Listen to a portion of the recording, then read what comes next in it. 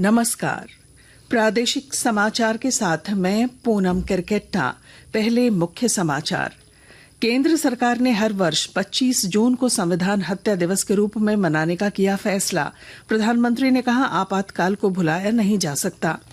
केंद्रीय मंत्री अन्नपूर्णा देवी ने झारखंड में जल जीवन मिशन और गरीब कल्याण अन्न योजना में अनियमितता का लगाया आरोप। कहा, भ्रष्टाचार को संरक्षण दे रही है राज्य सरकार। पश्चिमी सिंहभूम के गुआ लौह अयस्क खदान के मजदूरों और सेल प्रबंधन के बीच वार्ता के बाद अनिश्चितकालीन स्लो डाउन आंदोलन खत्म, उत्पादन शुरू। रांची समेत राज्य भर में राष्ट्रीय लोक अदालत शुरू। सुलह समझौतों के आधार पर 10 लाख मामलों के निष्पादन का लक्ष्य। और मौसम विभाग ने रांची, लोहरदगा और पश्चिमी सिंहभूम समेत 10 जिलों के लिए जारी की भारी बारिश की चेतावनी।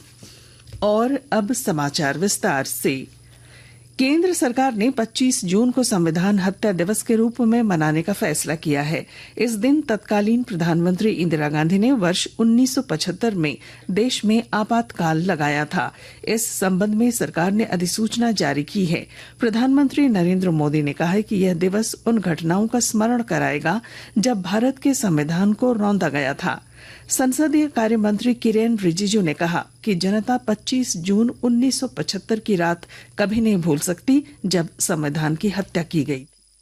जो निर्णय हुआ है ये बहुत अच्छा निर्णय है, क्योंकि हमको एक एग्जाम्पल सेट करना है कि भविष्य में कांग्रेस पार्टी ने जैसे संविधान की हत्या की, ऐसा कभी दोबारा ना हो। ये बहुत देश के लिए जरूरी है, संविधान के लिए जरूरी है। और डॉक्टर बाबा साहेब B.R. अम्बेडकर जी ने जो संविधान दिया है इस देश को, उस संविधान का रक्षा करना हम सबका दायित्व है। केंद्रीय महिला और बाल विकास मंत्री अन्नपूर्णा देवी ने झारखंड में जल जीवन मिशन के क्रियान्वयन में अनियमितता का आरोप लगाया है। गिरिडीह में आकाशवाणी से बातचीत में उन्होंने जल जीवन मिशन के साथ साथ पीएम गरीब कल्याण अन्न योजना के क्रियान्वयन में भी गड़बड़ी का आरोप लगाया। उन्होंने कहा कि राज्य सरकार केंद्रीय योजनाओं में हो रही गड़बड़ियों को रोकने में विफल साबित हो रही है। केंद्रीय मंत्री ने पूरे मामले की जांच कराने की भी बात कही।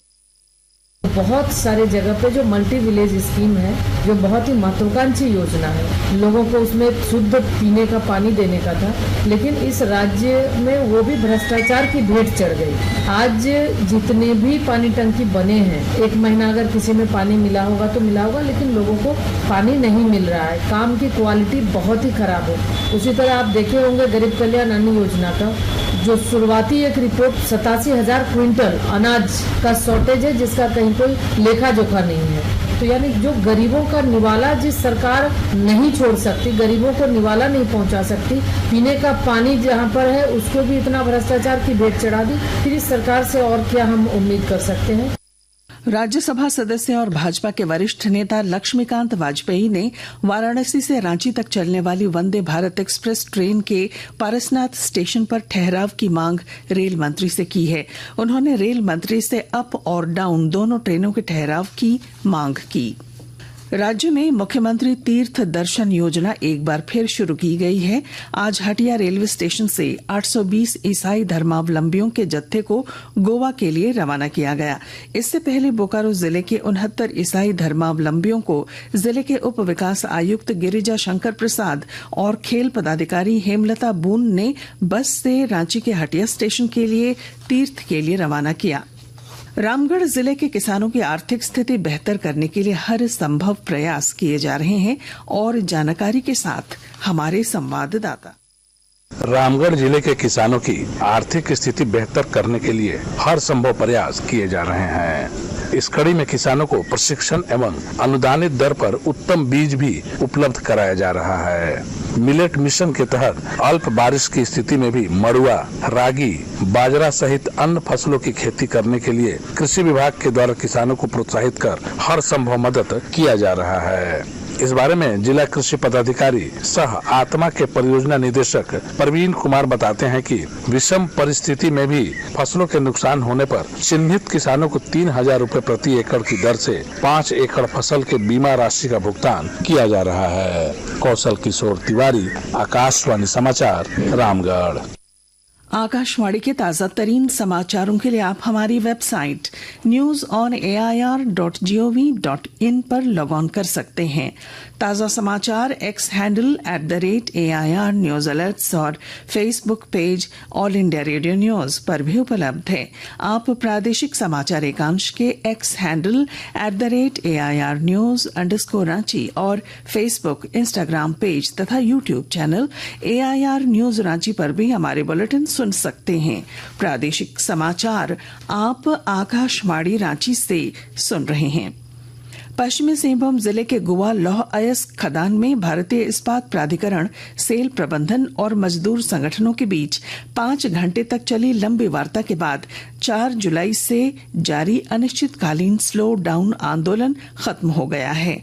समझौते के बाद गुवा खदान में आम दिनों की तरह उत्पादन कार्य शुरू कर दिया गया है।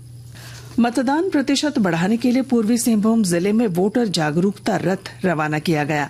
मौके पर उपायुक्त अनन्या मित्तल ने कहा कि लोगों को मताधिकार के लिए प्रेरित करने के वास्ते कई स्तरों पर प्रयास किए जा रहे हैं।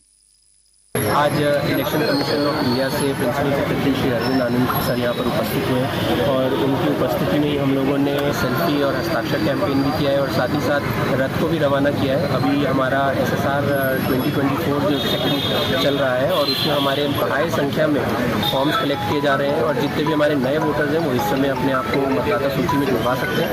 उसी के लिए उनकी अध्यक्षता में रथ को रवाना किया गया। मेरा ये आशा है कि ये जागरूकता सभी लोगों तक पहुँचेगी और वो लोग जागरूक होकर। राजधानी रांची समेत राज्य भर की अदालतों में आज राष्ट्रीय लोक अदालत का आयोजन किया जा रहा है। इसमें 10 लाख मामलों के निष्पादन का लक्ष्य निर्धारित है। भारतीय प्रौद्योगिकी संस्थान IIT दिल्ली और प्रसार भारती आज से दिल्ली के त्यागराज स्टेडियम में 2 दिन के रोबोट प्रतिस्पर्धा DD रोबोकॉन इंडिया 2024 का आयोजन करेंगे। एक रिपोर्ट।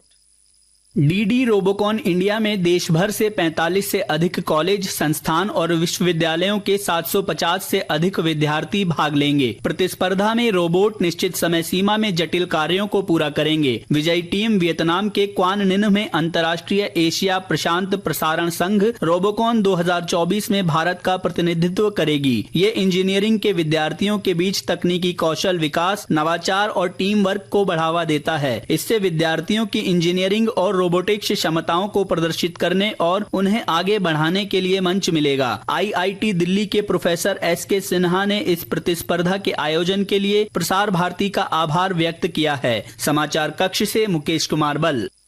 बोकारो के जोनल IG माइकल राज S और हजारीबाग रेंज के DIG सुनील भास्कर ने चतरा जिले में आपराधिक और उग्रवादी घटनाओं की समीक्षा की। दोनों अधिकारियों ने जिले के पुलिस अधीक्षक विकास पांडे और अनुमंडल पुलिस पदाधिकारियों के साथ बैठक में आपातकालीन पुलिस हेल्पलाइन नंबर 112 के प्रचार प्रसार पर जोर दिया। गोड्डा जिले में पुलिस ने एक नाबालिग लड़की से सामूहिक दुष्कर्म के मामले में 3 आरोपियों को गिरफ्तार किया है। अनुमंडल पुलिस पदाधिकारी JPN चौधरी ने बताया कि 3 दिन पहले नाबालिग के परिजनों ने दुष्कर्म का मामला दर्ज कराया था। लोहरदगा जिले के सेन्हा थाना क्षेत्र में स्वर्ण व्यवसायी संदीप सोनी की हत्या के मामले में पुलिस ने 2 आरोपियों को गिरफ्तार कर जेल भेज दिया है। जिले के पुलिस अधीक्षक हारिस बिन जमा ने बताया कि 40,000 रुपए के लेन देन हत्या की मुख्य वजह बनी। और अब मानसून। राज्य में मानसून फिर से सक्रिय है। मौसम विज्ञान केंद्र रांची ने आज रांची, पश्चिमी सिंहभूम और गुमला समेत 10 जिलों में भारी बारिश और वज्रपात की भी संभावना व्यक्त की है। और अब बुलेटिन के आखिर में मुख्य समाचार एक बार फिर। केंद्र सरकार ने हर वर्ष 25 जून को संविधान हत्या दिवस के रूप में मनाने का किया फैसला। प्रधानमंत्री ने कहा, आपातकाल को भुलाया नहीं जा सकता। केंद्रीय मंत्री अन्नपूर्णा देवी ने झारखंड में जल जीवन मिशन और गरीब कल्याण अन्न योजना में अनियमितता का लगाया आरोप। कहा, भ्रष्टाचार को संरक्षण दे रही है राज्य सरकार। पश्चिमी सिंहभूम के गुवा लौह अयस्क खदान के मजदूरों और सेल प्रबंधन के बीच वार्ता के बाद अनिश्चितकालीन स्लो डाउन आंदोलन खत्म, उत्पादन शुरू। रांची समेत राज्यभर में राष्ट्रीय लोक अदालत शुरू, सुलह समझौतों के आधार पर 10 लाख मामलों के निष्पादन का लक्ष्य। और मौसम विभाग ने रांची, लोहरदगा और पश्चिमी सिंहभूम समेत 10 जिलों के लिए जारी की भारी बारिश की चेतावनी। और इसके साथ ही आकाशवाणी रांची से प्रादेशिक समाचार का ये बुलेटिन समाप्त हुआ। नमस्कार।